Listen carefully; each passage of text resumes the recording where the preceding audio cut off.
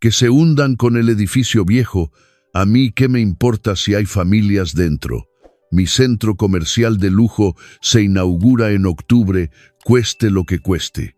Alejandro Montenegro soltó esa atrocidad sin que le temblara el pulso, ajustándose los gemelos de oro macizo mientras firmaba la orden para demoler un humilde bloque de viviendas en el corazón de Barcelona.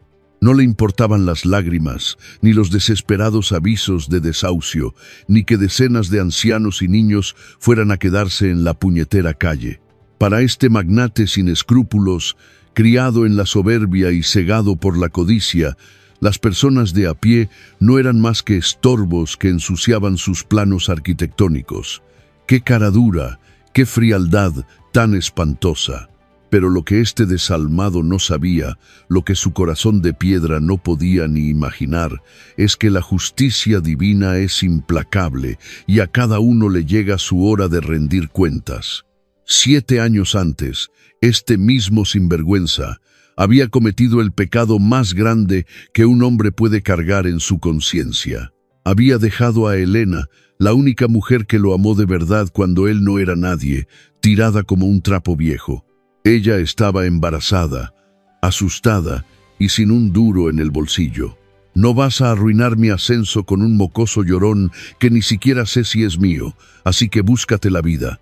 Le escupió en la cara aquella fría noche de invierno, cerrándole para siempre las puertas de su recién estrenado chalet en Madrid para irse a coquetear con la alta sociedad y el poder. Elena, con el alma rota en 1000 pedazos pero con la dignidad intacta de una verdadera madre, se tragó las lágrimas, se aferró a su fe en Dios y sacó adelante a su pequeño Mateo limpiando escaleras, dejándose la piel de sol a sol, sin pedirle jamás ni una sola peseta a ese cobarde. Ahora, el destino, que es el mejor guionista de nuestras vidas, estaba a punto de darle a Alejandro la bofetada más grande de su arrogante existencia. Todo ocurrió durante la fastuosa gala de presentación de su nuevo imperio inmobiliario. Mientras los ricos bebían champán y se reían con falsedad alrededor de la inmensa maqueta de cristal, un niño de 7 años, con la carita sucia, una camiseta remendada y los zapatos desgastados, se coló entre las piernas de los guardias de seguridad. El pequeño Mateo, fascinado, se quedó mirando las altivas torres de plástico brillante. Con una inocencia que desarmaría a cualquiera, el niño levantó su dedo manchado de polvo, señaló el centro del proyecto y le dijo directamente al imponente magnate: «A este sitio tan bonito le falta un árbol, señor. Sin árboles, los pajaritos no tienen dónde cantar». Alejandro se quedó helado. Algo en esos inmensos ojos oscuros, en esa barbilla terca, le dio un vuelco insoportable al corazón. Antes de que pudiera ordenar que echaran al chiquillo a patadas, una mujer vestida con el uniforme de limpiadora entró corriendo al salón, pidiendo perdón a gritos, muerta de vergüenza y de pánico al ver a su hijo allí. Al levantar la vista, el tiempo se detuvo de golpe para los dos. Era Elena, y en ese instante letal, bajo las luces deslumbrantes de su propio éxito vacío, Alejandro comprendió que el niño andrajoso, al que estaba a punto de dejar sin hogar con sus excavadoras, el niño al que acababa de despreciar con la mirada, era su propia sangre, su hijo. El majestuoso salón de los espejos del Hotel Arts de Barcelona resplandecía bajo el destello cegador de cientos de lámparas de araña, proyectando una luz dorada que, más que iluminar, parecía barnizar de arrogancia a los presentes. Era una noche diseñada para la ostentación, un escaparate de vanidades donde la élite financiera, políticos de sonrisa ensayada y banqueros con trajes hechos, a medida celebraban el inminente nacimiento del Proyecto Nova, el complejo comercial más suntuoso y exclusivo de toda Cataluña. En el centro de esta vorágine de poder se alzaba Alejandro Montenegro. A sus 42 años, con las sienes ligeramente plateadas y una postura que destilaba un dominio absoluto del mundo, Alejandro no era solo un empresario, era un depredador en la cúspide de su cadena alimenticia. Sostenía una copa de champán francés que apenas había rozado con los labios, asintiendo mecánicamente a las adulaciones de un concejal de urbanismo que le palmeaba la espalda. Bajo sus pies, metafóricamente hablando, yacía el plano de la destrucción. Para levantar aquellas inmensas torres de cristal y acero que coronarían el cielo barcelonés, era imprescindible extirpar un tumor urbanístico, una vieja manzana de edificios desconchados en el corazón del Raval. Bloques enteros donde residían familias obreras, ancianos con pensiones de miseria y madres solteras que hacían malabares para llegar a fin de mes. Alejandro había firmado los avisos de desahucio esa misma mañana, con la misma frialdad con la que quien aparta una mosca de su plato. El progreso no pide permiso, señores. El progreso arrolla. Había sentenciado ante su junta de accionistas, silenciando cualquier atisbo de escrúpulo moral. Su alma se había endurecido tanto, capa tras capa de ambición desmedida, que el sufrimiento ajeno no lograba traspasar su coraza. Para él, aquellas personas no tenían rostro. Eran simples números en rojo en una hoja de cálculo, obstáculos que debían ser demolidos junto con los ladrillos viejos. En medio del salón descansaba la joya de la corona, una inmensa maqueta hiperrealista del proyecto Nova. Iluminada desde el interior, mostraba diminutas avenidas, fuentes de agua auténtica que fluía por circuitos minúsculos y diminutos escaparates de marcas de lujo. Era una ciudad en miniatura perfecta, estéril, sin rastro de pobreza ni dolor. Y fue precisamente allí, en el altar de su soberbia, donde la providencia decidió que comenzara el desplome de su imperio interno. Nadie supo cómo el crío logró burlar el estricto control de seguridad de la entrada, ni cómo sorteó a los camareros que desfilaban con bandejas de caviar. De pronto, allí estaba. Un chiquillo que no pasaría de los 7 años. Llevaba unos pantalones de pana gastados, remendados en las rodillas con esmero, pero evidentes signos de pobreza, y unas zapatillas de lona que habían perdido su color original hacía mucho tiempo. Su camiseta, limpia pero deshilachada en el cuello, contrastaba violentamente con la seda y la pedrería que lo rodeaban. El niño se había aferrado al borde de cristal de la maqueta, poniéndose de puntillas, fascinado, absorbiendo con sus inmensos ojos oscuros aquel universo de juguete. Alejandro, que en ese instante intentaba zafarse de una conversación tediosa sobre tasas de interés, clavó la mirada en la diminuta figura intrusa. Un latigazo de indignación le recorrió la espina dorsal. ¿Cómo demonios había entrado ese chavalín sucio en su gala privada? Dio 2 pasos al frente, dispuesto a hacer un gesto seco a los guardias para que sacaran al mocoso de allí sin hacer ruido. Sin embargo, antes de que pudiera alzar la mano, el niño, sintiendo la pesada presencia del magnate a su espalda, se giró lentamente. No hubo miedo en el rostro del pequeño, solo una curiosidad desbordante y una franqueza que desarmó por completo al empresario. El chaval levantó una mano pequeña, con los nudillos rosados de jugar en la calle, señaló un punto exacto en la inmaculada plaza de plástico de la maqueta y, clavando sus enormes ojos negros en los de Alejandro, pronunció una frase con la pureza que solo tienen las criaturas que aún no han sido corrompidas por el mundo. A este sitio tan bonito le falta un árbol, señor. Sin árboles, los pajaritos no tienen dónde cantar. Las palabras quedaron suspendidas en el aire, ajenas al bullicio del salón. Alejandro sintió como si alguien le hubiera vaciado un cubo de agua helada por la cabeza. El tiempo pareció ralentizarse, espesarse. No fue la frase en sí, infantil y tierna, lo que le paralizó el corazón, sino la mirada de aquel niño. Había un fuego en esos ojos, una terquedad en la forma de apretar los labios, una familiaridad tan brutal e instintiva que a Alejandro le faltó el aire. Era como mirarse en un espejo roto que le devolvía la imagen de un pasado que había intentado enterrar bajo toneladas de cemento. Un sudor frío le perló la nuca. Trató de articular palabra, de preguntarle al crío su nombre, pero la garganta se le había cerrado herméticamente. El instante mágico y terrible se hizo añicos con la brusquedad del mundo real. Dos guardias de seguridad, corpulentos y con el rostro enrojecido por la vergüenza de su propio fallo, se abalanzaron sobre el niño. Uno de ellos le agarró por el brazo con demasiada fuerza, provocando que el pequeño soltara un gemido de dolor y sorpresa. Tú, renacuajo, ¿de dónde has salido? Fuera de aquí ahora mismo, bramó el guardia, tirando del chaval, ignorando por completo que se trataba de una simple criatura asustada. Y entonces el salón presenció la escena que cambiaría el destino de todos los presentes.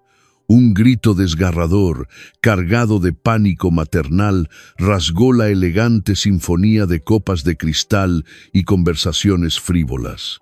«Suéltelo. Por el amor de Dios, no le haga daño, es mi hijo». Una mujer se abrió paso a empujones entre los estupefactos inversores. Llevaba el uniforme azul claro del personal de limpieza del hotel, un delantal empapado a la altura del vientre y las manos enguantadas en látex amarillo, chorreando espuma y olor a amoníaco. El contraste era grotesco, la miseria más cruda irrumpiendo en el templo de la opulencia. La mujer corrió hacia el guardia, interponiendo su propio cuerpo para proteger al niño, abrazándolo contra su pecho con la fiereza de una leona acorralada. «Perdónenme, señores.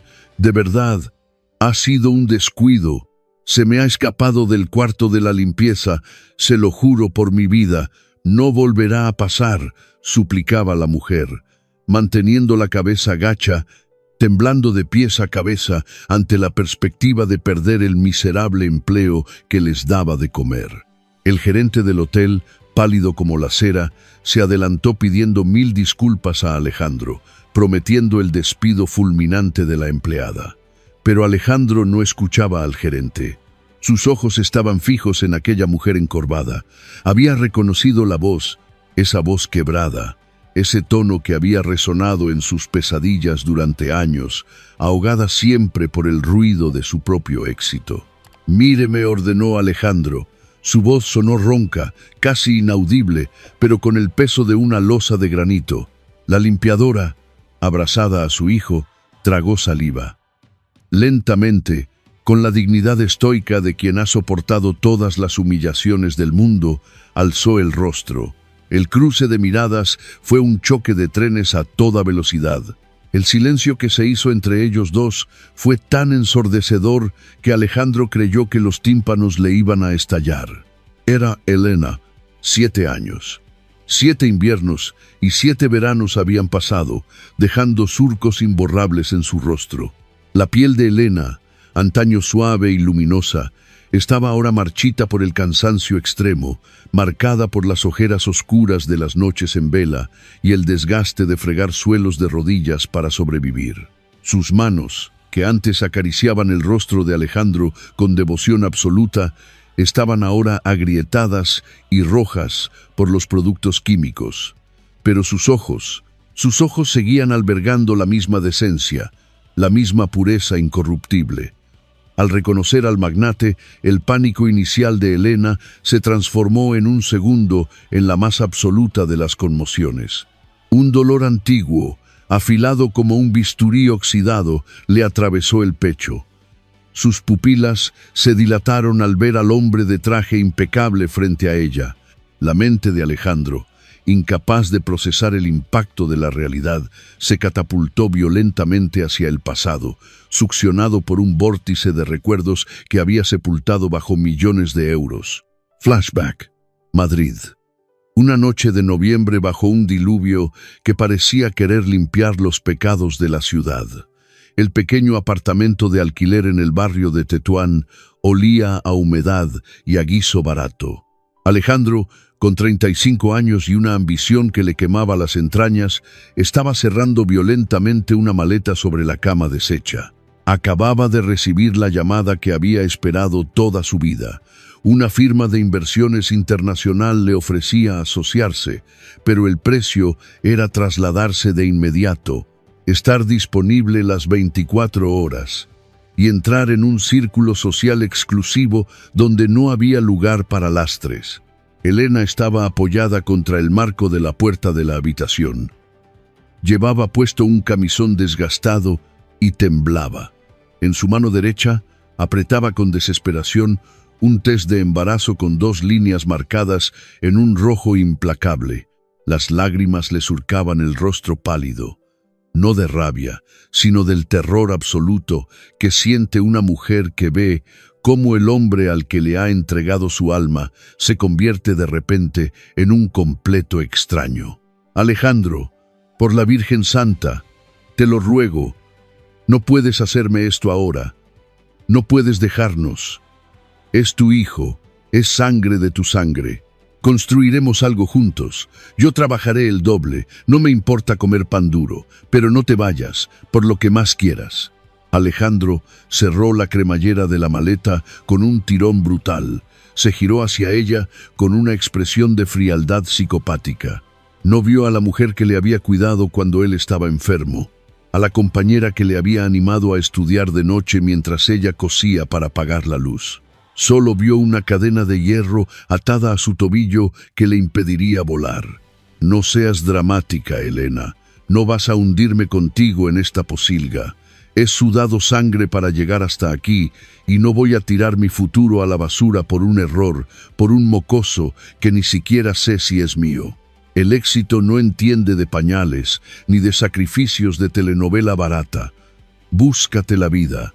Vete a una clínica y soluciona ese problema.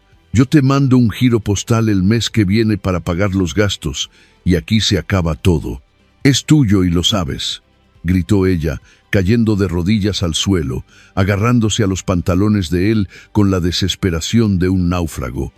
No me dejes sola con este miedo. Alejandro, Dios te está mirando. Dios no va a perdonarte esta cobardía. Pues que Dios te pague el alquiler, porque yo me largo, escupió él, apartándola de un empujón calculadamente cruel.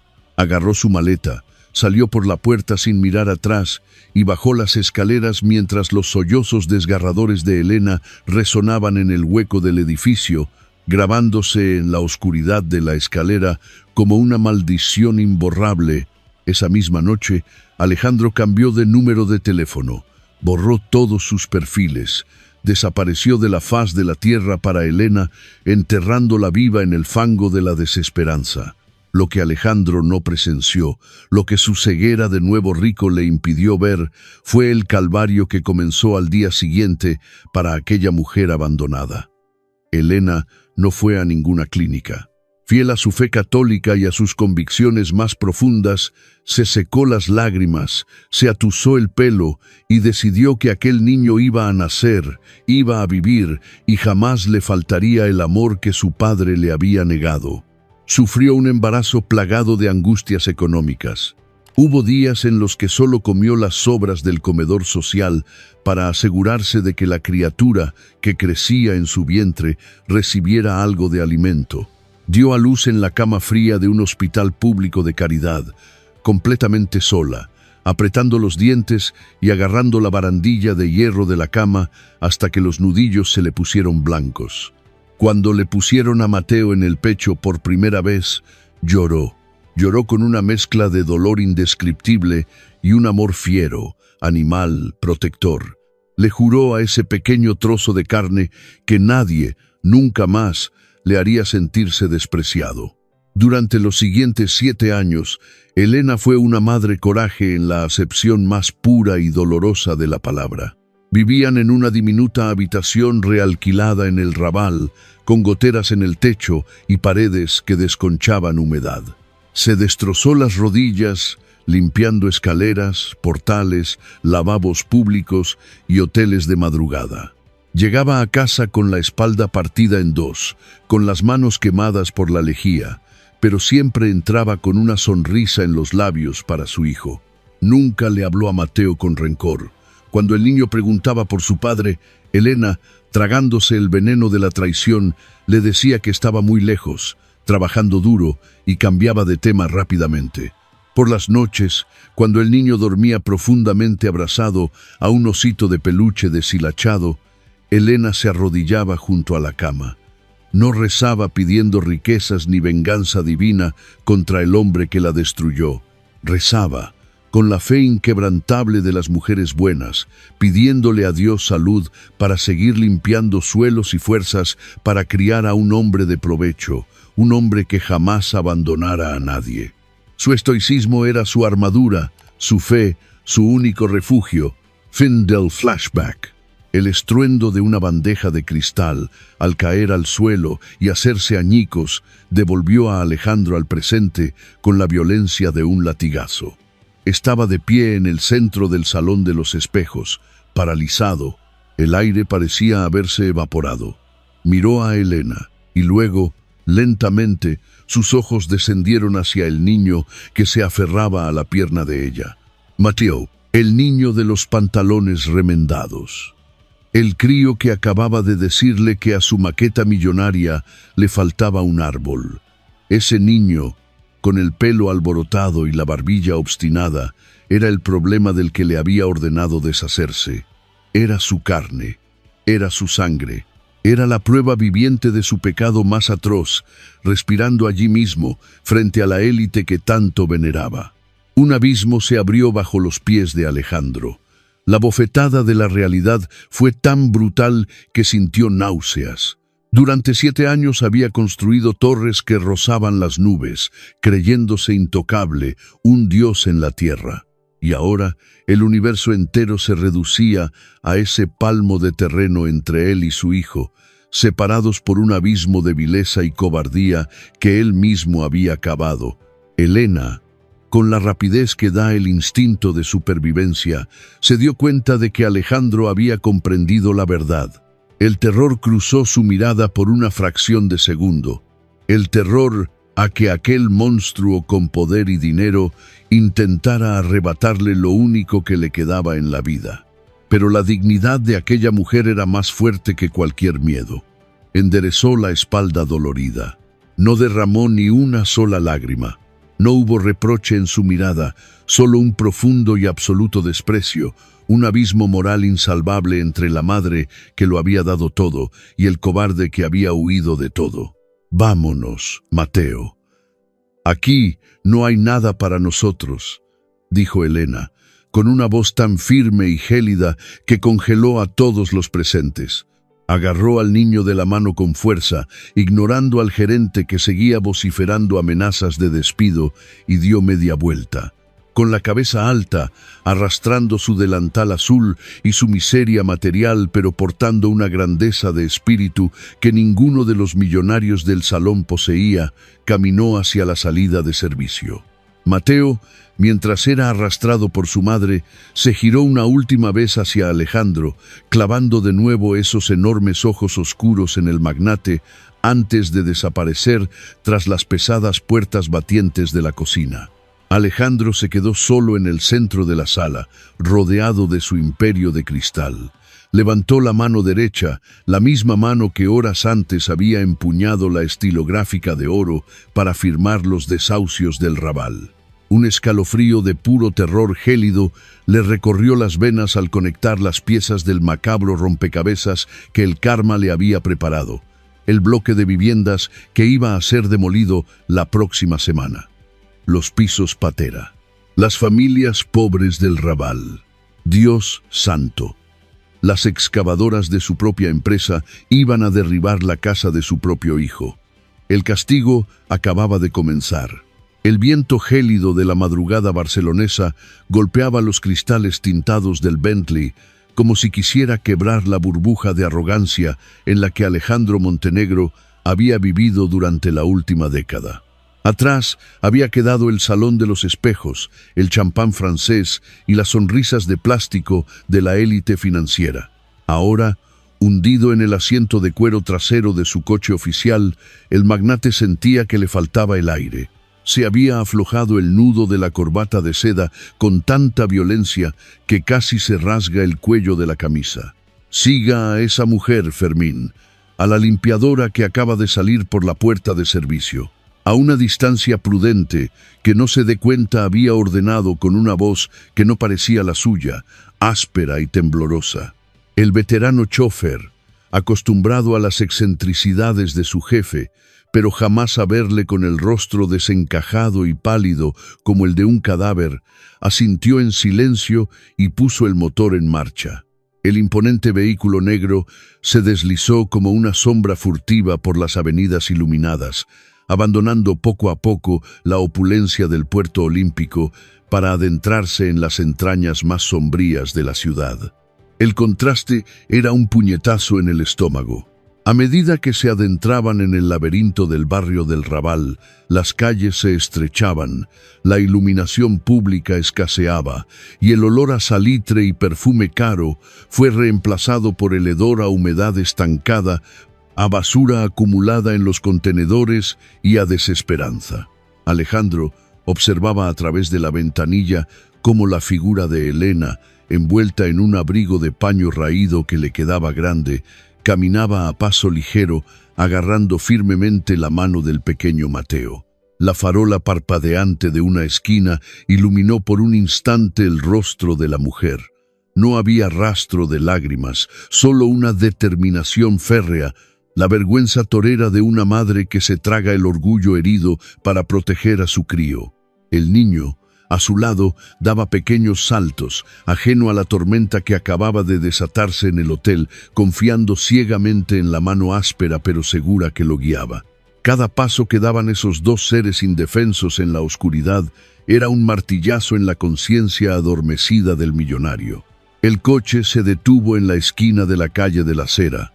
Fermín apagó los faros. «Espéreme aquí», murmuró Alejandro, abriendo la puerta antes de que el chofer pudiera rodear el vehículo para abrirle. Sus zapatos italianos, hechos a medida, pisaron el asfalto irregular y sucio.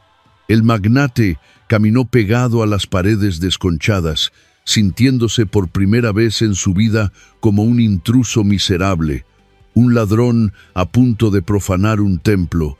Siguió a madre e hijo hasta que los vio desaparecer por el portal de un edificio de 4 plantas que parecía a punto de desmoronarse por su propio peso. Las cornisas estaban agrietadas, los balcones oxidados y la puerta de madera de la entrada colgaba tristemente de una sola bisagra. Alejandro se coló en el portal segundos después de que se cerrara. El olor a col hervida y a cañerías viejas le revolvió el estómago. Se quedó inmóvil en el pasillo lúgubre, guiándose por el sonido de los pasos de Elena y Mateo. No subieron escaleras. Se detuvieron en la planta baja, al fondo de un patio interior que apenas recibía la luz de la luna. Oyó el chirrido de una cerradura oxidada y el roce de una puerta al cerrarse. Con el corazón latiéndole desbocado en la garganta, Alejandro se acercó de puntillas a la única ventana que daba al rellano. Las persianas de madera estaban medio rotas, y a través de las rendijas el empresario pudo asomarse a la realidad que él mismo había provocado. Lo que vio al otro lado del cristal resquebrajado fue la condena definitiva de su alma. La vivienda no era más que una estancia minúscula que hacía las veces de salón, cocina y dormitorio. Las paredes estaban manchadas por grandes cercos de humedad que el salitre del mar barcelonés se había encargado de dibujar. En un rincón, una estufa de butano intentaba, sin mucho éxito, caldear el ambiente helado. No había televisión, ni lujos, ni siquiera una cama en condiciones. Solo un sofá cama hundido y un colchón pequeño en el suelo, cuidadosamente hecho, con una manta de lana fina y un osito de peluche despeluchado apoyado en la almohada. Elena se había quitado el abrigo y el delantal del hotel. Llevaba debajo un jersey de cuello alto desgastado en los codos. Con movimientos lentos, revelando un agotamiento físico que habría quebrado a cualquier hombre, encendió un pequeño hornillo de gas y puso a calentar un cazo con leche. Mateo estaba sentado a una mesa coja, con las piernecitas colgando, dibujando con un lápiz diminuto sobre el reverso de unos folios de publicidad. «Mamá», dijo el niño de repente, con esa vocecilla clara que a Alejandro le perforó los tímpanos. El señor de traje del hotel me miró muy raro. Parecía enfadado. Le molestó que le dijera lo del árbol. Elena, que estaba de espaldas, se quedó paralizada por una fracción de segundo. Sus hombros se tensaron. Sin embargo, cuando se giró hacia su hijo, su rostro irradiaba una serenidad maternal sobrehumana. «No, cariño mío», respondió ella, acariciándole el pelo alborotado con una ternura infinita. Ese señor no está enfadado contigo. Es solo que la gente que tiene mucho dinero a veces se olvida de cómo sonreír. Tienen la cabeza llena de números y el corazón vacío. Tú no te preocupes por él. Te has portado como un valiente». Alejandro, agazapado en las sombras del rellano, sintió que las piernas le flaqueaban. Se apoyó contra la pared fría, cerrando los ojos mientras una náusea profunda, un asco insoportable hacia sí mismo, le subía por el esófago. Aquella mujer, a la que él había tildado de aprovechada y chantajista hace 7 años, estaba criando a su hijo sin inculcarle una sola gota de odio. No había veneno en sus palabras. En medio de aquella miseria aplastante, Elena había levantado un castillo moral impenetrable. El magnate abrió los ojos y miró a su alrededor, intentando buscar aire. Fue entonces cuando su vista se clavó en un papel amarillento pegado con celo en la pared desconchada del portal, justo al lado de la puerta de Elena. Había un sello rojo oficial en la esquina superior. Alejandro entrecerró los ojos para leer la letra pequeña bajo la luz mortecina de la única bombilla del pasillo. De repente, la sangre se le heló en las venas. El mundo dejó de girar. El papel era una notificación judicial de desahucio y demolición inminente. La dirección, Calle de la Cera, 42, Bloque C. Y abajo, en letras mayúsculas e impolutas, el nombre de la empresa ejecutora que reclamaba los terrenos, Grupo Inmobiliario Montenegro. La fecha límite para abandonar la vivienda por riesgo de colapso y demolición forzosa era el próximo martes, a las 8 de la mañana. Alejandro se tapó la boca con ambas manos para ahogar un grito de espanto. Había firmado aquel lote de desahucios sin leer los nombres de los inquilinos, ciego en su afán por limpiar la zona para su maldito proyecto. Las excavadoras que él mismo había contratado, los bulldózeres de acero que obedecían sus órdenes, estaban programados para reducir a escombros aquel mísero refugio. Iba a dejar a su propio hijo en la calle. Iba a sepultar a la mujer que le había amado bajo los escombros de su propia ambición. El karma no solo había llamado a su puerta, había derribado la fachada y se había sentado a mirarlo a los ojos. No pudo soportarlo más. La culpa, afilada como un cuchillo de carnicero, le desgarró por dentro. Sin pensar en las consecuencias, guiado por un impulso primitivo y desesperado por arreglarlo todo a su manera, con la única herramienta que conocía, Alejandro levantó el puño y golpeó la puerta de madera. 3 golpes secos que resonaron como disparos en el silencio del portal. Dentro de la casa, el silencio se hizo sepulcral. «¿Quién es a estas horas?», preguntó Elena desde el interior. Sus pasos se acercaron lentos y cautelosos. La cerradura giró y la puerta se abrió apenas unos centímetros. El rostro de Elena apareció por la rendija. Al reconocer al hombre que estaba de pie en la oscuridad, la sangre huyó de sus mejillas. El pánico instintivo de la presa ante el cazador asomó a sus ojos, pero inmediatamente fue reemplazado por la ferocidad de una loba dispuesta a matar por su cría. Elena salió rápidamente al pasillo, cerrando la puerta tras de sí con un golpe seco para evitar que Mateo viera al visitante. Se quedaron a un palmo de distancia. El hombre más rico de Barcelona, vestido con un traje que costaba más de lo que ella ganaba en 5 años, temblando de pies a cabeza frente a una limpiadora en un pasillo pestilente. «¿Qué haces tú aquí?», siseó Elena, con la voz cargada de un veneno frío y controlado. «¿Cómo te atreves a seguirnos como un delincuente?». Lárgate antes de que empiece a gritar y despierte a todo el vecindario. Elena, por Dios te lo pido, escúchame un segundo. Solo un segundo, suplicó Alejandro. Su voz, siempre autoritaria y firme en las juntas de accionistas, sonaba ahora rota, lastimera. Yo no lo sabía. Te juro por lo más sagrado que no sabía que Mateo era. Que Mateo existía. Pensé que aquel día... No te atrevas a pronunciar el nombre de mi hijo, le interrumpió ella, dándole un empujón en el pecho que, a pesar de su fragilidad, hizo retroceder al magnate. Tú lo dejaste muy claro hace 7 años. Dijiste que éramos un error, un estorbo para tu gran ascenso. Pues bien, el error ya tiene 7 años y no necesita tus malditas disculpas. Así que da media vuelta y vuelve a tu palacio de cristal con tu gente importante. Este edificio se va a caer a pedazos, Elena, estalló Alejandro en un susurro desesperado, señalando el papel de desahucio en la pared. Lo voy a demoler el martes. Van a venirse abajo las paredes sobre vuestras cabezas. No podéis estar aquí. Es una locura. Es peligroso. Tienes que dejarme ayudaros. Alejandro, presa del pánico y de sus viejos hábitos, hizo lo único que su cerebro atrofiado por la riqueza sabía hacer. Metió la mano temblorosa en el bolsillo interior de su chaqueta y sacó un talonario de cheques y una pluma de oro macizo. Lo apoyó contra la pared desconchada, firmó con un trazo rápido y frenético y se lo tendió a Elena. Estaba en blanco. Coge esto, por favor. Escribe la cifra que te dé la gana, rogó, con los ojos inyectados en sangre, intentando comprar el perdón que sentía que se le escapaba. 100.000, $500,000, lo que sea. Os compraré un piso en Sarriá, un ático con vistas.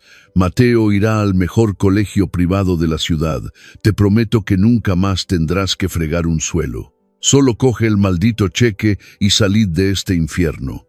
Elena miró el pedazo de papel extendido hacia ella. El silencio se volvió asfixiante. Alejandro creyó ver un atisbo de duda en la mirada de la mujer. Al fin y al cabo, era la solución a todos sus males, la salida a una vida de humillaciones y de escasez.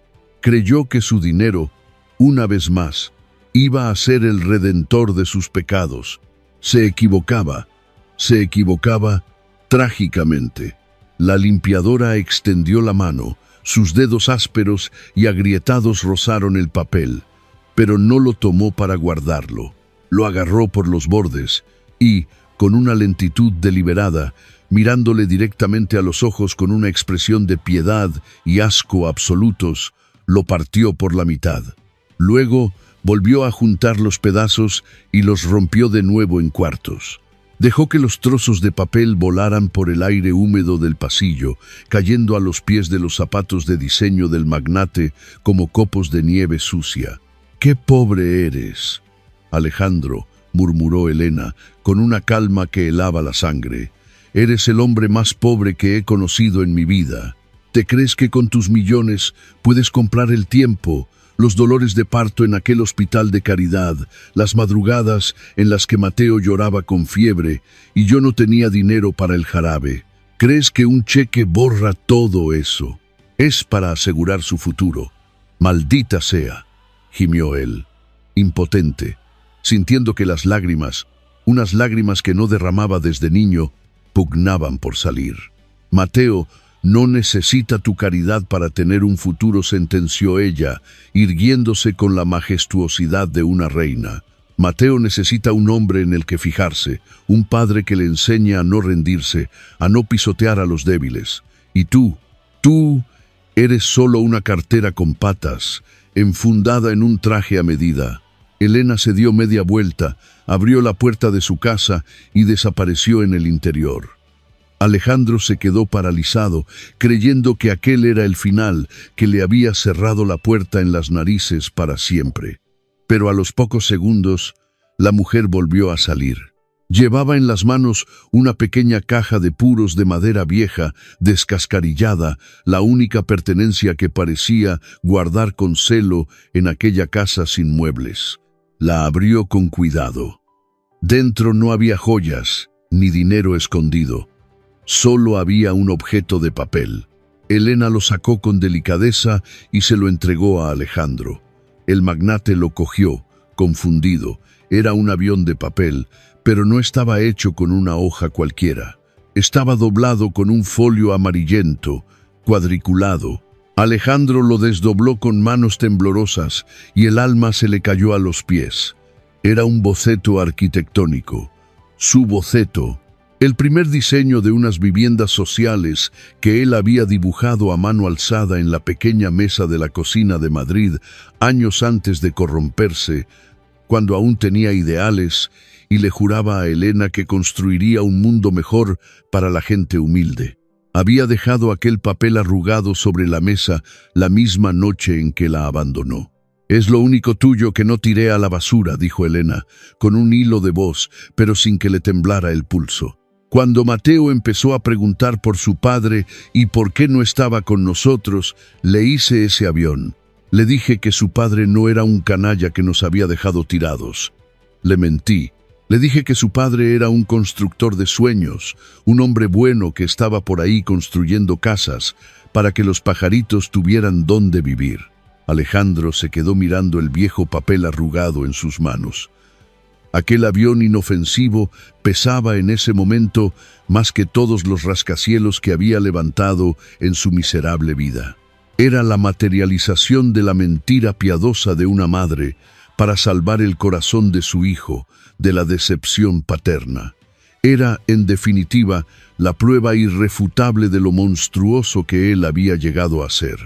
«No vengas a buscarlo», sentenció Elena, retrocediendo hacia el interior de la casa, dispuesta a cerrar la puerta definitivamente. «No ensucies su corazón con tus remordimientos de última hora. Nosotros saldremos de aquí antes de que vengan tus máquinas a tirarnos las paredes encima. Nos buscaremos la vida, como hemos hecho siempre, con la ayuda de Dios y nuestro propio sudor. Adiós, Alejandro. Que Dios te perdone, porque yo no creo que tenga tanta misericordia». La puerta se cerró con un clic definitivo. El pestillo se corrió por dentro. El hombre más rico de Barcelona se quedó a solas en la oscuridad del pasillo pestilente, abrazando contra su pecho aquel viejo avión de papel manchado por los años. Y allí, en el mismo edificio que él había ordenado destruir, cayó de rodillas sobre las baldosas sucias. El muro de arrogancia que había construido durante 7 años se derrumbó de golpe. Lloró. Lloró con un sonido desgarrador, primitivo, gutural.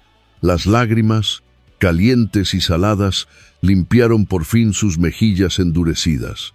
Lloraba por la mujer que había destrozado, por el hijo al que había negado y sobre todo por el hombre despreciable en el que se había convertido.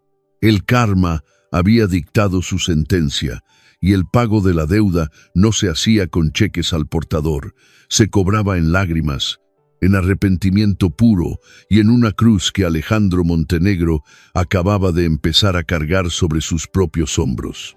La luz pálida del amanecer barcelonés se filtró por los inmensos ventanales de la mansión de Pedralbes, iluminando un escenario que a Alejandro Montenegro le resultaba de repente grotesco, casi insultante. Las obras de arte contemporáneo, los muebles de diseño italiano y el mármol frío del suelo parecían burlarse de la miseria moral que lo devoraba por dentro. No había pegado ojo en toda la noche. El eco de la puerta de madera cerrándose en su cara y el llanto ahogado en aquel pasillo mugriento del Raval seguían retumbando en sus sienes con la fuerza de un martillo pilón.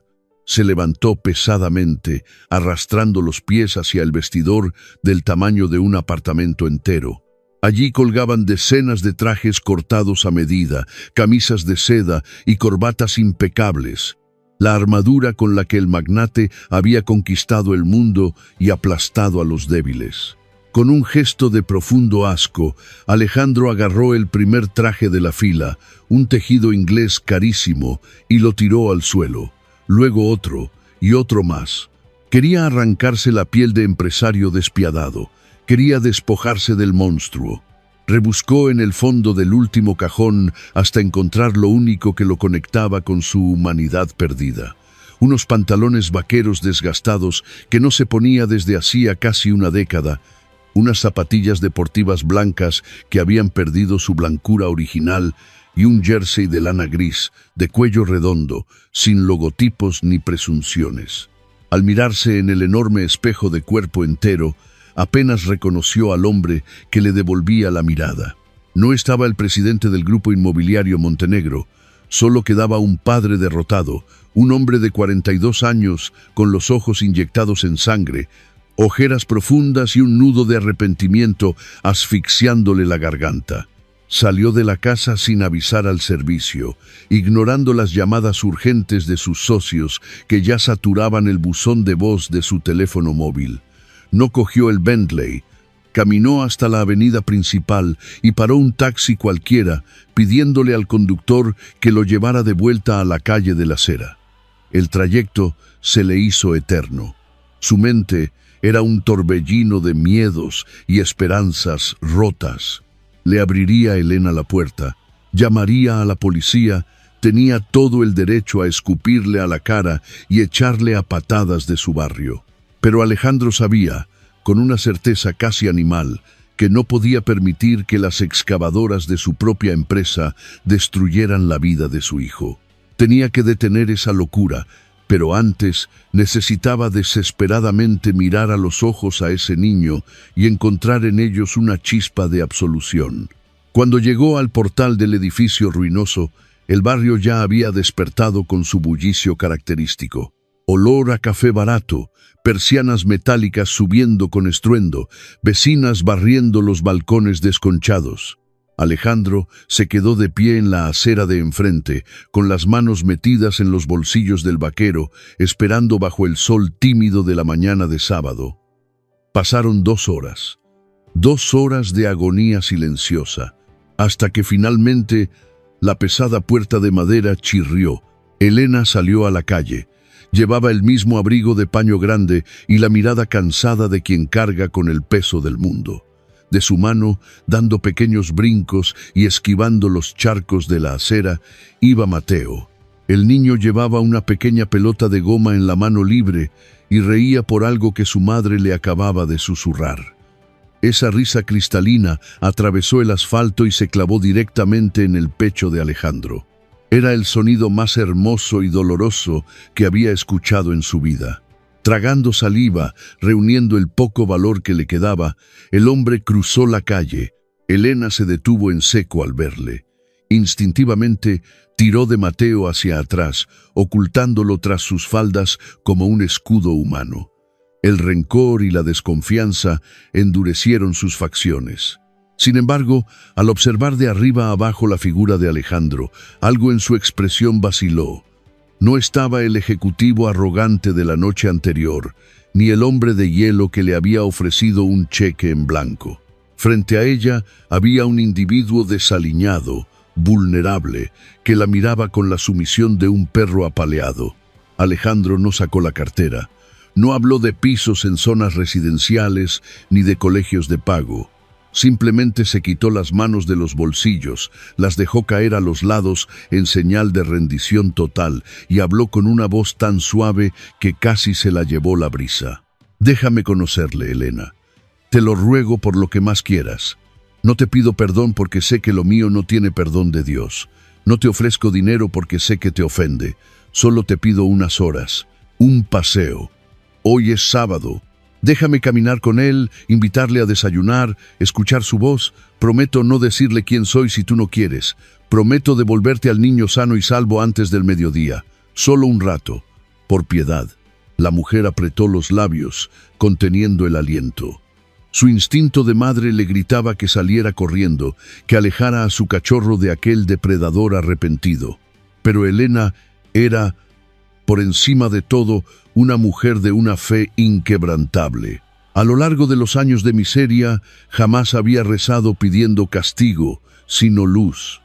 Creía en la redención, creía que hasta el alma más negra podía ser tocada por la gracia del Señor si se le daba la oportunidad.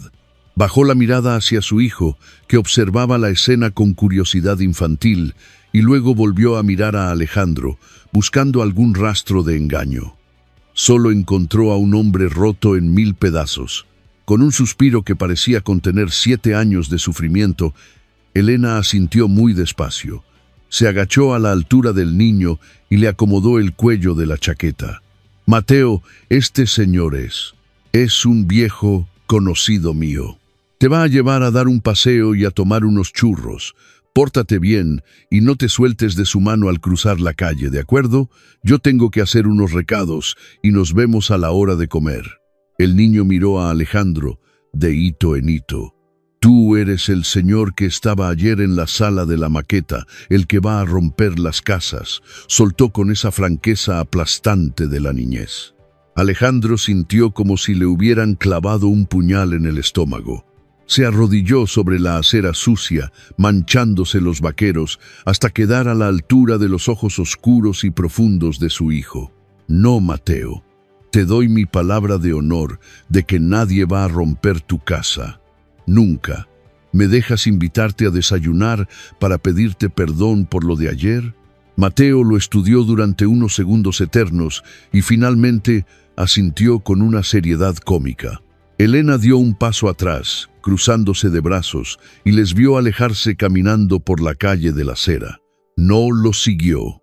En lugar de eso, dio media vuelta y caminó en dirección opuesta, hacia la pequeña y humilde parroquia del Carmen, incrustada entre los callejones estrechos del barrio.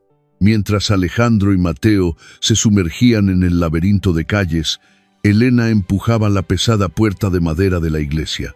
El olor a incienso rancio, a cera derretida y a madera antigua la envolvió como un abrazo maternal.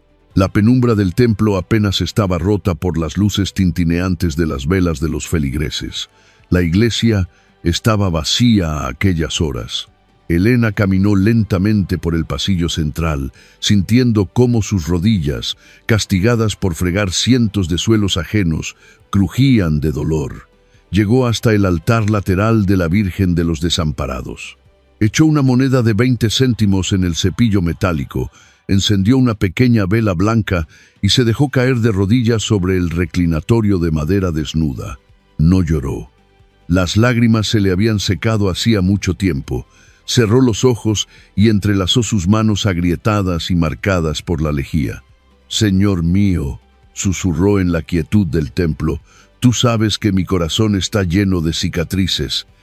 Tú fuiste testigo de mis noches de hambre y del llanto de mi niño cuando no tenía pan que darle. No he venido a pedirte venganza. La venganza es un veneno que solo mata a quien se lo traga. Te pido por él, Señor. Te pido por el hombre que camina ahora mismo al lado de mi hijo. Haz que este día despierte su alma dormida. No permitas que el dinero siga siendo su único Dios.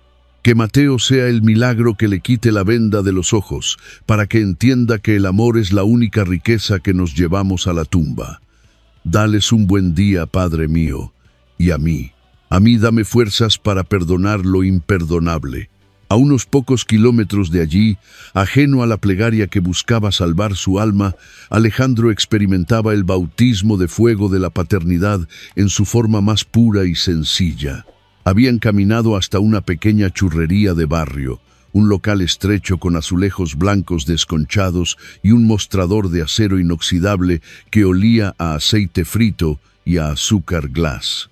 El magnate, acostumbrado a los desayunos de trabajo con caviar y champán, se encontró sentado en un taburete cojo de formica, frente a un plato de loza gruesa rebosante, de churros calientes y 2 tazas de chocolate espeso. Mateo no hablaba mucho al principio. Observaba a Alejandro con recelo, masticando despacio, con el azúcar manchándole la nariz y las comisuras de los labios. Alejandro alargó la mano. Cogió una servilleta de papel áspero del dispensador metálico y con una torpeza infinita que delataba su falta de costumbre, le limpió la cara al niño. El tacto de la piel suave de su hijo, bajo sus dedos ásperos, provocó un cortocircuito en su sistema nervioso.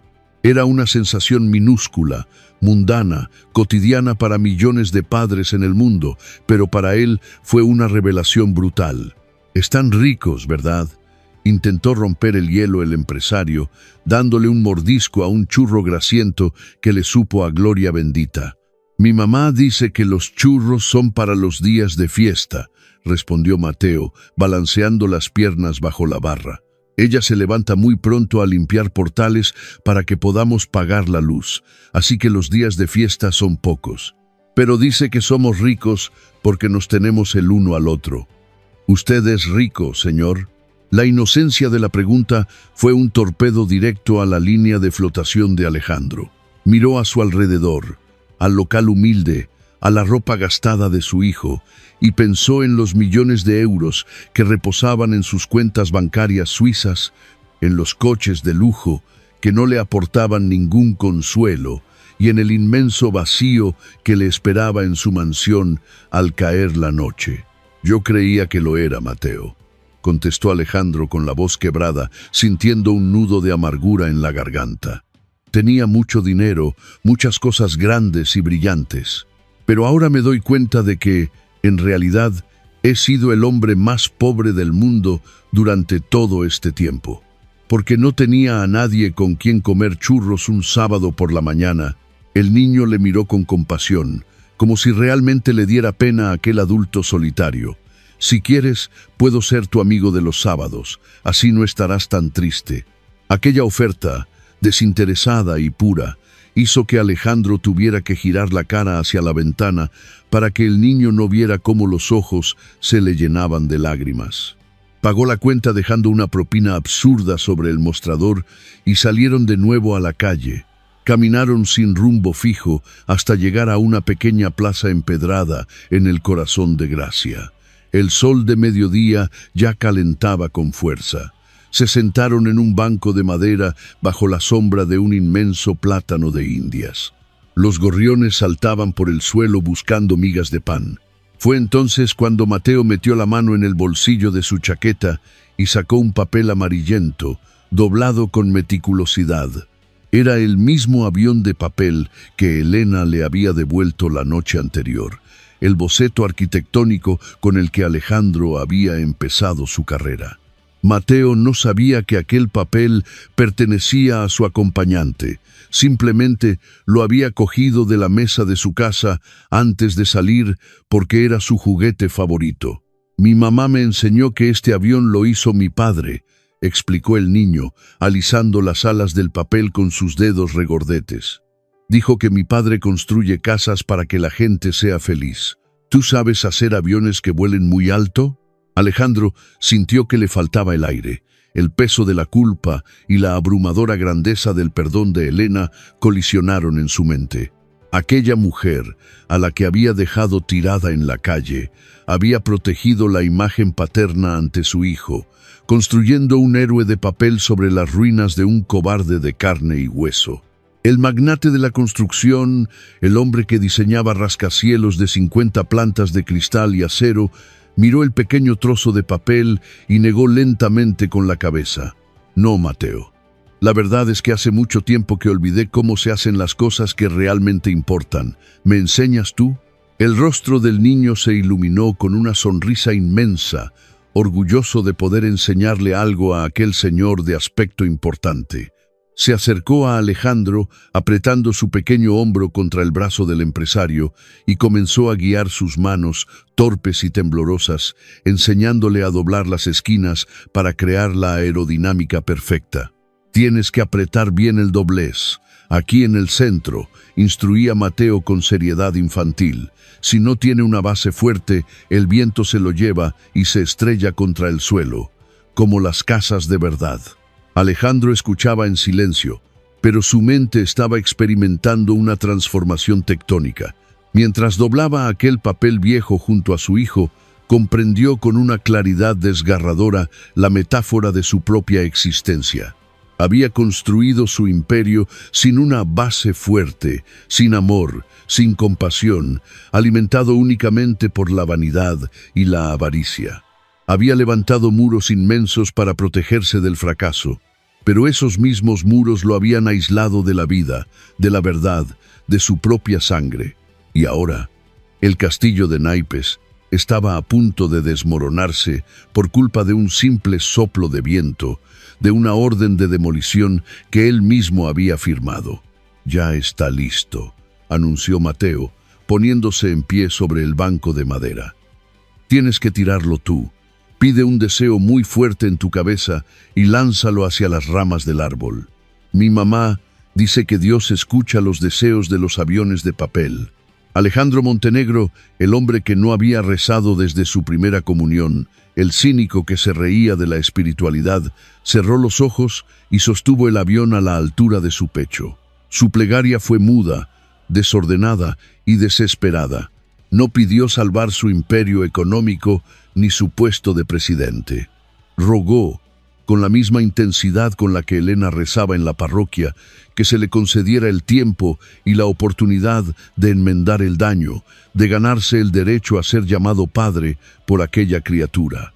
Abrió los ojos, echó el brazo hacia atrás y lanzó el avión con todas sus fuerzas. El papel viejo dibujó una parábola perfecta en el aire, planeando suavemente sobre la plaza antes de aterrizar con delicadeza sobre un pequeño parterre de hierba. Mateo aplaudió emocionado, corriendo a recogerlo. Ese preciso instante, viendo a su hijo correr bajo la luz del sol de Barcelona, riendo a carcajadas, fue el catalizador definitivo. El ego de Alejandro Montenegro, esa costra purulenta de soberbia que llevaba arrastrando casi una década, se rompió en 1000 pedazos y se evaporó. Lloró en silencio, sentado en aquel banco, dejándose limpiar por unas lágrimas que le sabían a perdón y a comienzo nuevo. El magnate murió allí mismo, y en su lugar, entre las cenizas de sus ambiciones rotas, nació un padre dispuesto a dar la vida por su familia. Pero la redención nunca es barata, y el pasado siempre exige su tributo. Mientras Alejandro caminaba de regreso al Raval, llevando a Mateo de la mano y comprándole un globo rojo en una esquina, su teléfono móvil comenzó a vibrar frenéticamente en el bolsillo del pantalón. Era un mensaje del secretario del Consejo de Administración, el ultimátum. La maquinaria burocrática y destructiva que él mismo había puesto en marcha no iba a detenerse solo porque él hubiera tenido una epifanía moral. El proyecto de demolición no podía pararse sin una guerra abierta. El karma estaba a punto de presentar su factura más alta, y una tormenta oscura, literal y figuradamente, empezaba a formarse sobre los cielos de Barcelona. El tiempo se le agotaba. El lunes por la mañana, el cielo sobre la ciudad condal amaneció teñido de un gris plomizo, denso y amenazador, como si el propio firmamento reflejara la tormenta que asolaba el alma de Alejandro Montenegro. Atrás había quedado el fin de semana, el sabor a churros azucarados, la risa cristalina de su hijo en la Plaza de Gracia y el efímero espejismo de una redención sencilla. Al cruzar las puertas giratorias de cristal de la inmensa torre corporativa que albergaba la sede del grupo inmobiliario Montenegro, el magnate sintió que el aire acondicionado, filtrado y estéril, le cortaba la respiración. Aquel rascacielos, su obra cumbre, su catedral de cristal y acero erigida sobre los cimientos de la avaricia, se le antojaba ahora una prisión de lujo. Cada saludo respetuoso de sus empleados, cada reverencia de los conserjes, le producía una náusea sorda. Ya no era el emperador intocable, era un prisionero de su propio karma. La bestia financiera que él mismo había engendrado durante casi una década, alimentada a base de desahucios, sobornos encubiertos y una falta total de escrúpulos, no entendía de despertares morales ni de arrepentimientos paternos. La ley de la siembra y la cosecha, implacable y divina, estaba a punto de cobrarse su deuda. Alejandro había sembrado vientos de codicia y estaba a las puertas de cosechar una tempestad que amenazaba con devorar lo único que había empezado a amar. Durante años había tejido una intrincada red de contratos, penalizaciones multimillonarias y cláusulas abusivas para asegurar que el proyecto Nova no tuviera frenos. Había atado a sus socios inversores con promesas de rentabilidades astronómicas, garantizando sobre papel que el viejo barrio del Raval sería barrido del mapa sin contemplaciones. Ahora, esa misma maquinaria burocrática se volvía contra él, afilando sus engranajes, dispuesta a triturar a Elena y a Mateo si él intentaba detenerla. A las 10 en punto, la secretaria de dirección, una mujer de rostro inescrutable, le anunció por el interfono que el comité de dirección exigía una reunión de emergencia. No era una sugerencia, era una citación en toda regla. Alejandro cruzó el pasillo enmoquetado hacia la sala de juntas panorámica, situada en la planta 45. Al entrar, el silencio que le recibió fue tan espeso que se podía cortar con un abrecartas. Sentados alrededor de la inmensa mesa de caoba negra, se encontraban los principales accionistas, hombres con trajes a medida y miradas de depredador. A la cabeza de todos ellos, flanqueado por 2 abogados de la firma, estaba don Claudio de la Riva, el inversor mayoritario, un anciano de rostro apergaminado y ojos gélidos que representaba todo lo que Alejandro había admirado y en lo que se había convertido. «Siéntate», Alejandro ordenó don Claudio, sin molestarse en utilizar el tono de cortesía habitual. No había tazas de café sobre la mesa ni sonrisas fingidas. Era un tribunal de inquisición corporativa. «¿A qué se debe esta urgencia, Claudio?» «Tenemos la junta ordinaria el mes que viene», respondió Alejandro, intentando mantener la compostura, acomodándose en su sillón de cuero que, de repente, le pareció un banquillo de acusados. El anciano inversor entrelazó sus dedos nudosos sobre el informe que descansaba frente a él. «Se debe a que las máquinas excavadoras llevan 3 días paradas en las cocheras. Se debe a que el departamento legal nos ha informado de que has paralizado unilateralmente la orden de demolición de la manzana C de la calle de la Cera, un bloque ruinoso que, según el calendario que tú mismo firmaste, debería ser historia a estas horas. Cada día de retraso nos cuesta cientos de miles de euros en licencias, penalizaciones de la constructora y nerviosismo en la bolsa. ¿Qué demonios te pasa, Alejandro? ¿Te has vuelto blando?» Alejandro tragó saliva, sintiendo que la corbata le estrangulaba. Miró los rostros de los hombres que le rodeaban. Eran espejos de su propia miseria pasada. Veía en ellos la misma impiedad, la misma ceguera moral que le había llevado a abandonar a Elena en aquel piso de Madrid. Era inútil apelar a su humanidad, porque él mismo se había encargado de erradicar cualquier rastro de compasión en aquella mesa. Hay complicaciones técnicas. Con ese edificio, mintió Alejandro, con la voz un tono más baja de lo normal. Hay informes que sugieren problemas estructurales en las fincas colindantes si metemos la maquinaria pesada ahora mismo. Necesito unos días más para evaluar una demolición manual o quizás modificar el plano para integrar esa zona. Don Claudio soltó una carcajada seca, carente de cualquier rastro de humor. El sonido rebotó contra las paredes de cristal insonorizado. «No me trates como a un idiota, Alejandro. Hemos comprado al ayuntamiento, hemos sobornado a los peritos y tenemos la ley de expropiación en la mano.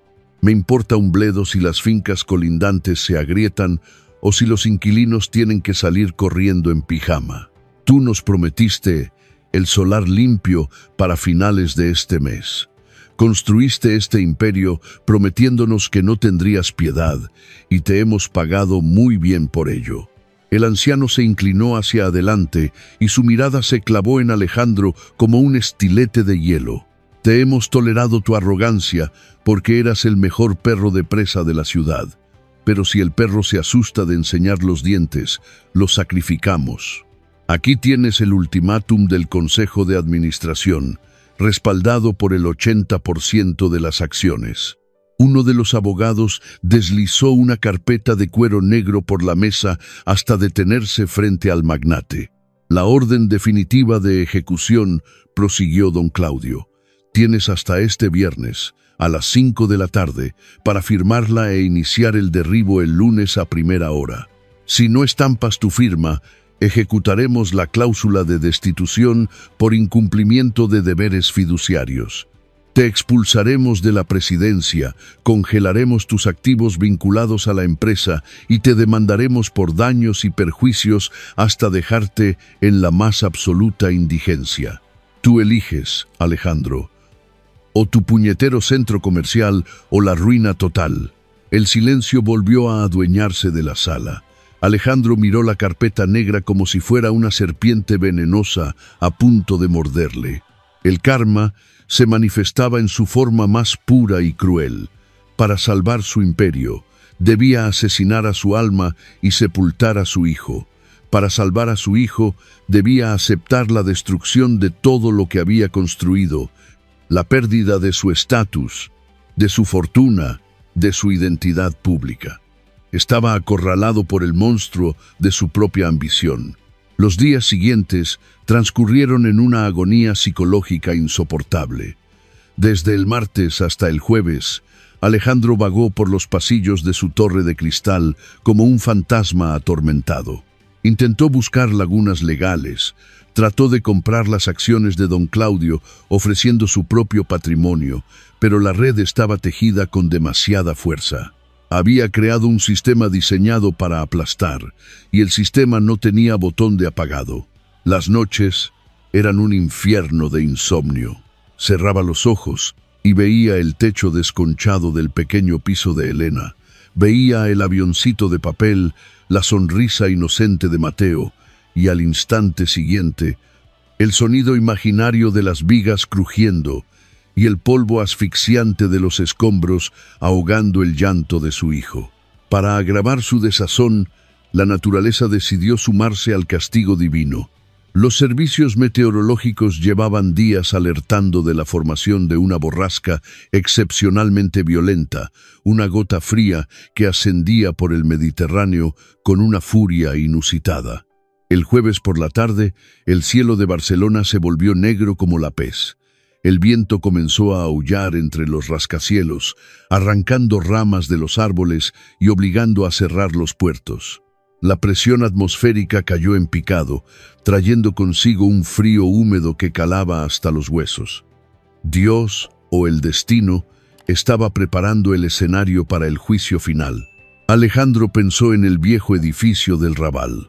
Sabía perfectamente, porque había leído los informes técnicos que él mismo había ordenado alterar, que la estructura de la calle de la Cera estaba al borde del colapso. Sus cimientos estaban podridos por la humedad del puerto, y el tejado, una amalgama precaria de tejas árabes y uralita agrietada, no soportaría el azote de un vendaval severo. Si la tormenta golpeaba con la fuerza que anunciaban, no harían falta las excavadoras. El edificio se vendría abajo por sí solo. Llegó el viernes, el día del ultimátum. Desde las primeras luces del alba, la ciudad se vio engullida por una lluvia torrencial, una cortina de agua densa y furiosa que inundó las rondas y colapsó el tráfico. El viento soplaba con ráfagas huracanadas, azotando los ventanales panorámicos del despacho de Alejandro con una violencia que hacía vibrar los cristales blindados. El magnate permanecía de pie frente a la cristalera, observando la ciudad embravecida, con los puños apretados en los bolsillos del pantalón. Llevaba puesto su mejor traje oscuro, la corbata perfectamente anudada, la armadura lista para la batalla final. Pero por dentro estaba reducido a cenizas. A las 4:30 de la tarde, la secretaria le avisó por el interfono de que el consejo estaba reunido, la hora de la verdad. Alejandro caminó por el pasillo sintiendo que cada paso pesaba toneladas.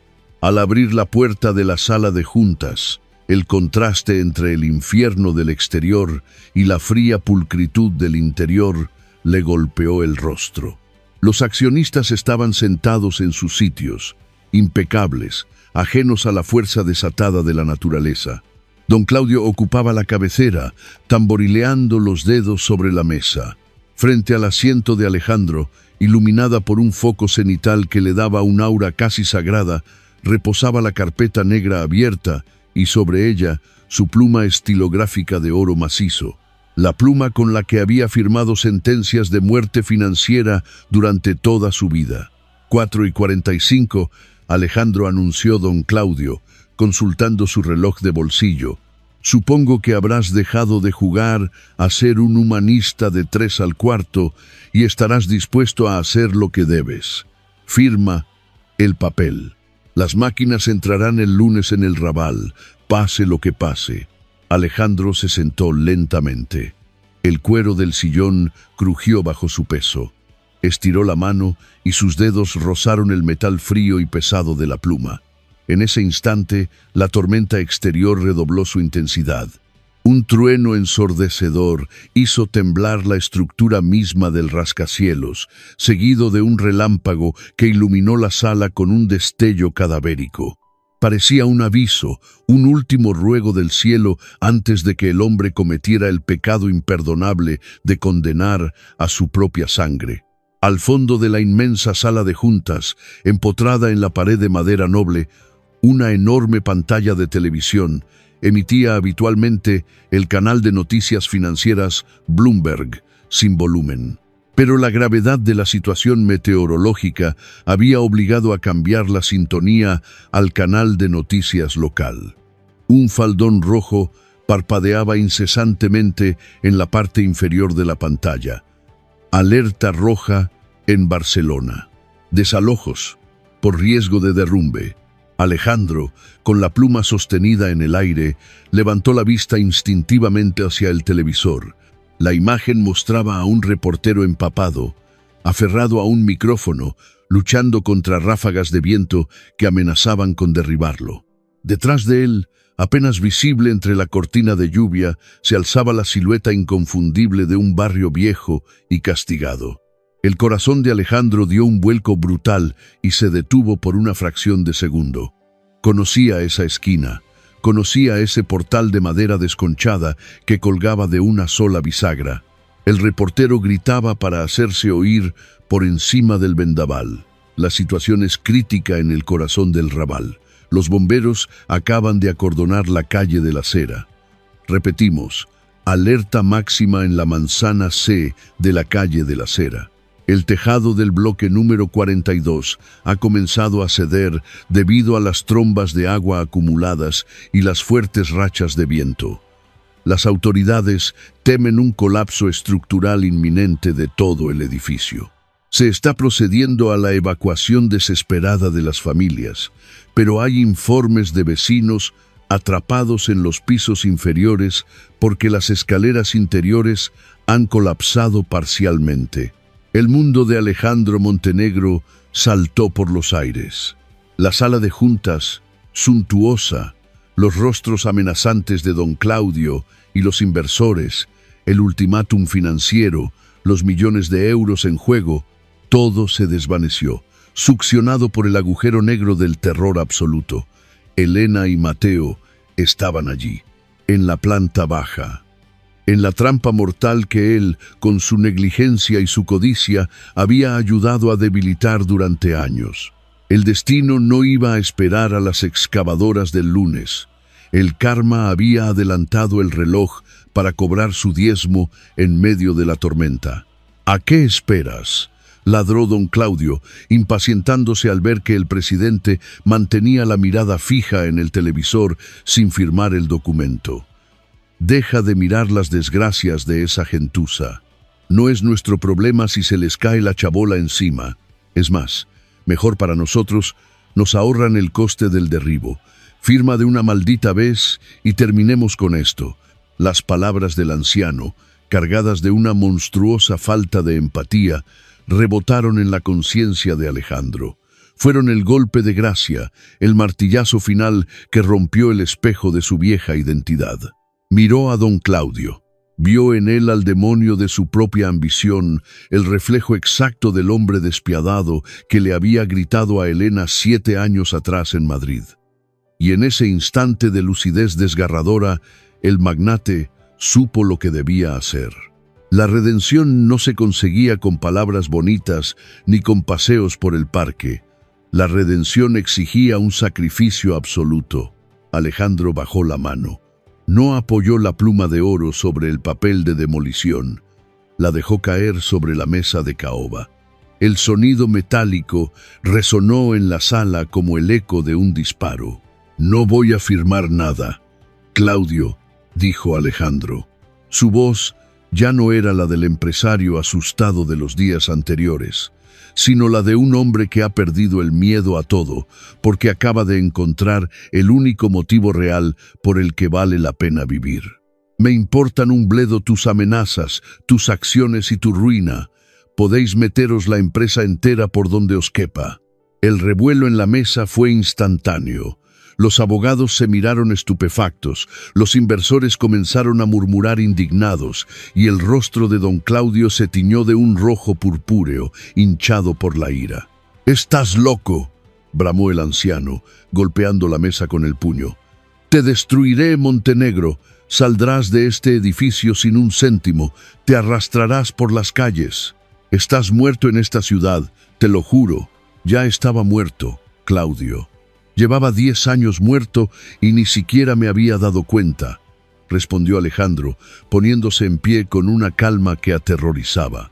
Sin dirigirles una mirada más, sin recoger su maletín de piel ni su abrigo, Alejandro Montenegro dio media vuelta y caminó hacia la puerta.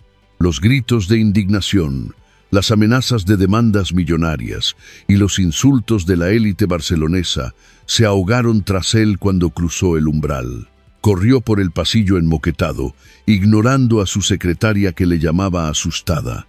Golpeó el botón del ascensor con el puño cerrado, rezando, suplicando a gritos en el silencio de su mente que Dios, si es que existía y tenía algo de misericordia para un alma tan corrupta como la suya, le concediera el tiempo suficiente. El ascensor de cristal descendió los 45 pisos en una caída vertiginosa. Alejandro sentía que se ahogaba. El nudo en la garganta era una piedra pómez raspándole las cuerdas vocales. Al llegar al amplio vestíbulo de mármol del rascacielos, no esperó a que el conserje le abriera las puertas. Empujó el grueso cristal con sus propias manos y salió a la calle. El huracán le golpeó con la fuerza de un muro de hormigón. La lluvia, fría como agujas de hielo, le empapó el carísimo traje italiano en cuestión de segundos, pegándole la tela a la piel. El viento le azotó el rostro, cegándolo casi por completo, pero Alejandro no se detuvo. No buscó su coche oficial, ni intentó parar un taxi en medio del caos circulatorio que paralizaba la avenida. Se echó a correr.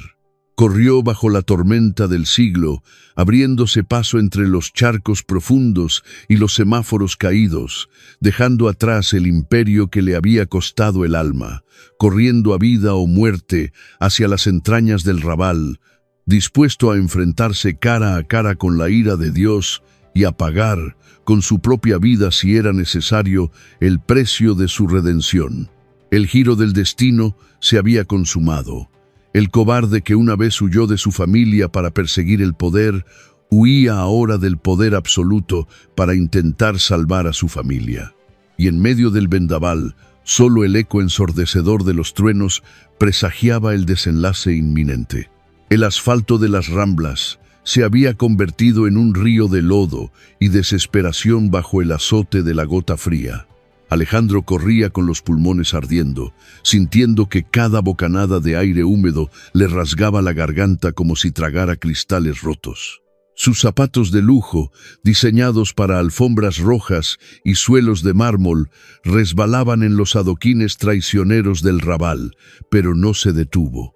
Los truenos retumbaban sobre su cabeza con la contundencia de una sentencia divina, y los relámpagos iluminaban, con una luz espectral y azulada, los callejones estrechos que se cerraban sobre él como las fauces de una bestia hambrienta. El hombre que una vez dominó el horizonte de Barcelona con solo mover un dedo, ahora no era más que una sombra empapada y aterrada, luchando contra la furia de los elementos. Al doblar la esquina de la calle de la Cera, la escena que se presentó ante sus ojos le heló la poca sangre que aún le circulaba por las venas. El caos era absoluto. La lluvia torrencial caía con tal violencia que apenas dejaba ver más allá de unos metros. Las luces azules y rojas de los camiones de bomberos y las ambulancias rebotaban en las fachadas desconchadas, creando un escenario dantesco. Un cordón policial impedía el paso a una multitud de vecinos que gritaban desesperados, envueltos en mantas térmicas o simples plásticos, mientras el viento arrancaba carteles y sacudía las persianas metálicas con un estrépito metálico insoportable. En el centro del desastre, el edificio número 42, el refugio de Elena, el hogar de su hijo, gemía bajo el peso del agua. El tejado se había hundido parcialmente hacia el interior y una inmensa grieta, como una cicatriz purulenta, recorría la fachada desde la cornisa hasta el primer piso. Los cascotes caían al suelo con estruendos secos, mezclándose con el lodo acumulado.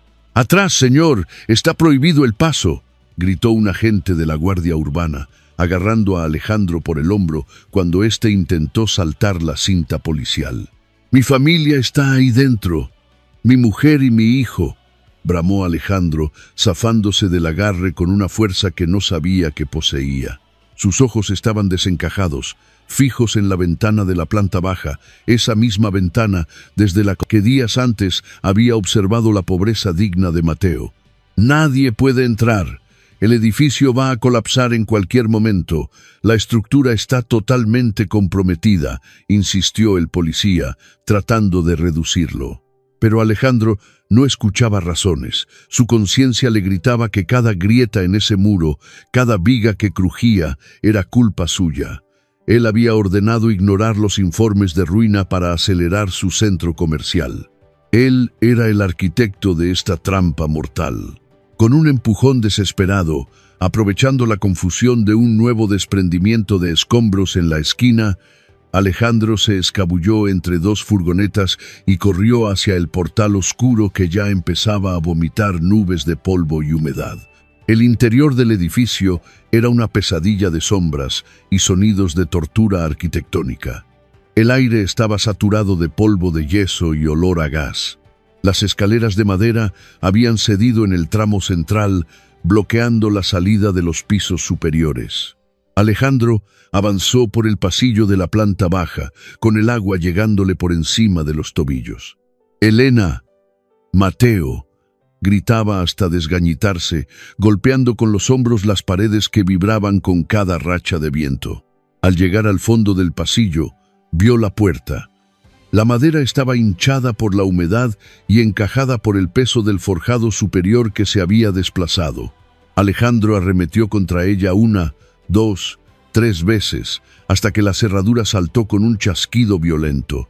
La estancia estaba inundada. Elena estaba subida sobre la mesa coja, abrazando con todas sus fuerzas a Mateo contra su pecho. El niño lloraba en silencio, con el rostro oculto en el cuello de su madre. El agua entraba a borbotones por una grieta que se había abierto en la base del muro trasero. Al ver a Alejandro irrumpir entre la penumbra, empapado y con el rostro ensangrentado por un roce de cascote, Elena ahogó un grito. No era momento de reproches, ni de odios, ni de explicaciones. El destino los había encerrado a los tres en el mismo ataúd de ladrillo que el egoísmo de Alejandro había construido. «¡Dámelo! Elena, dámelo ahora», gritó Alejandro, extendiendo los brazos. Elena, en un acto de fe supremo, soltó a su hijo y se lo entregó al hombre que le había destrozado la vida. Alejandro apretó a Mateo contra su pecho. El calor del cuerpo del niño fue como una descarga eléctrica que le devolvió la cordura. «Agárrate a mis hombros, Elena. No te sueltes por nada del mundo», ordenó Alejandro, envolviendo al niño con su chaqueta empapada para protegerlo. Justo en ese instante, un crujido ensordecedor, como el disparo de un cañón, sacudió los cimientos. El techo del salón comenzó a combarse, soltando nubes de restos calizos. Salieron al pasillo justo cuando el tramo superior de la escalera terminaba de desplomarse, levantando una polvareda asfixiante. Alejandro guiaba a Elena entre los escombros, usando su propio cuerpo como escudo contra los trozos de yeso que caían. Llegaron al portal. La salida estaba bloqueada por un montón de vigas cruzadas y ladrillos que se habían desprendido de la fachada exterior. La luz azul de las sirenas se filtraba apenas por los huecos, pero el camino estaba sellado. Estaban atrapados a pocos metros de la libertad. «¡Estamos aquí! ¡Ayuda!», gritó Elena, golpeando un trozo de tubería contra el metal de la puerta encallada. Afuera, los bomberos escucharon los golpes. Se oyó el sonido de una sierra radial cortando el acero y el fragor de los martillos neumáticos. Alejandro colocó a Mateo y a Elena en el rincón más seguro, bajo el dintel de un arco de carga, y se puso frente a ellos, apoyando sus manos contra la pared que amenazaba con ceder. «Perdóname», Elena murmuró a Alejandro, con la voz quebrada mientras el polvo le cubría el pelo y la ropa. «Todo este tiempo fui un ciego. Solo quería que supieras que el avión de papel, era verdad. Yo quería construir sueños, no esto». Elena le miró a los ojos a través de la penumbra. En medio del terror, vio al hombre que había amado en Madrid, despojado de toda la podredumbre del poder. No dijo nada, pero puso su mano sobre la de él, apretándola con fuerza. Un último estruendo sacudió la manzana entera. El edificio colindante terminó de ceder, empujando la pared lateral del número 42. Los bomberos lograron abrir un hueco en la parte inferior de la entrada. «Salid de uno en uno». «¡Rápido! ¡Se cae todo!», bramaba un rescatista desde el exterior. Alejandro empujó a Mateo por el hueco, viendo cómo los brazos de un bombero recogían al niño.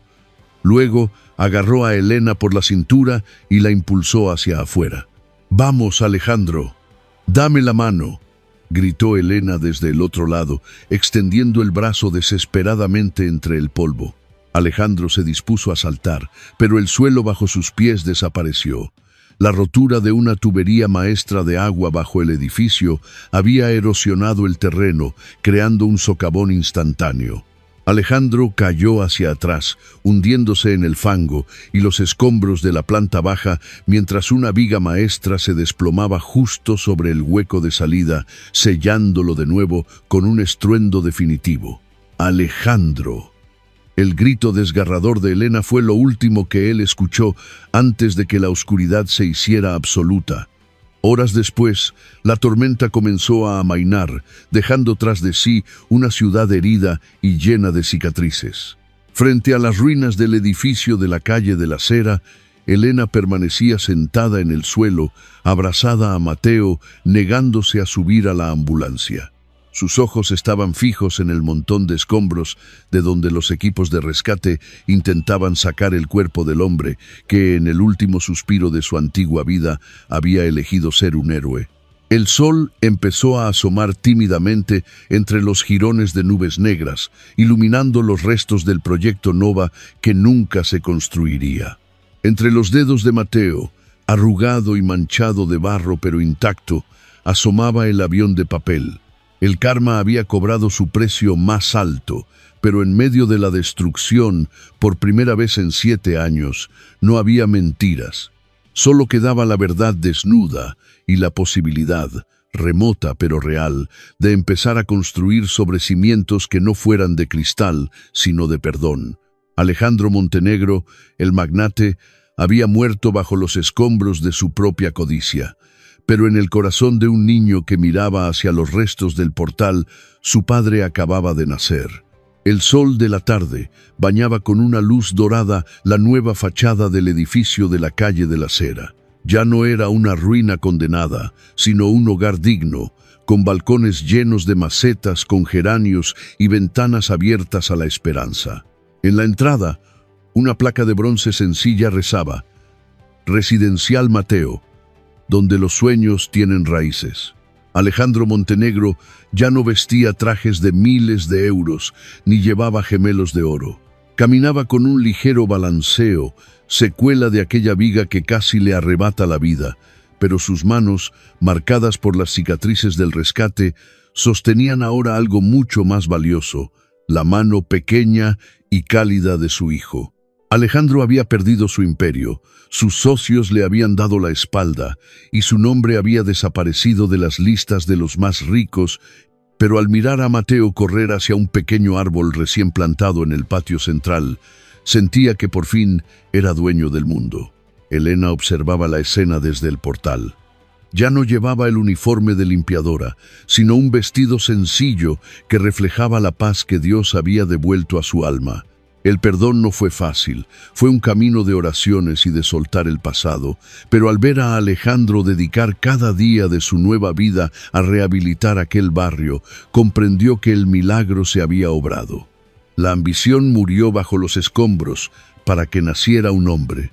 «Mira, papá», exclamó Mateo señalando las ramas del árbol. «Ya han venido los pajaritos a cantar». Alejandro se arrodilló, sin importarle mancharse los pantalones, y abrazó a su hijo mientras Elena se acercaba para rodearlos a ambos con sus brazos. El karma, que una vez amenazó con destruirlos, se había transformado en una bendición gracias a la fe y la capacidad de enmendar el camino, porque al final de la vida no se nos juzgará por cuántas torres levantamos hacia el cielo, sino por cuántas manos caídas ayudamos a levantar. Querida comunidad de fe y reflexión, si esta historia ha tocado tu corazón y te ha recordado que nunca es tarde para pedir perdón y volver a empezar, te pedimos que nos acompañes. La vida nos pone pruebas difíciles, pero con amor y fe siempre hay una salida. No olvides escribir amén en los comentarios si crees que la justicia de Dios siempre llega a tiempo y que la familia es nuestro tesoro más sagrado. Comparte este video con alguien que necesite una luz en su camino hoy mismo. Te hacemos una promesa de corazón. En este canal estaremos contigo todos los días, publicando una nueva historia de vida y esperanza, exactamente a esta misma hora. No nos falles, porque tenemos muchas más lecciones que compartir contigo. Pulsa ahora mismo el botón de suscribirse y activa la campanita para formar parte de nuestra familia. Tu apoyo nos ayuda a seguir sembrando mensajes de bien en todo el mundo. Que Dios te bendiga hoy y siempre, y nos vemos mañana en nuestra próxima cita con el alma.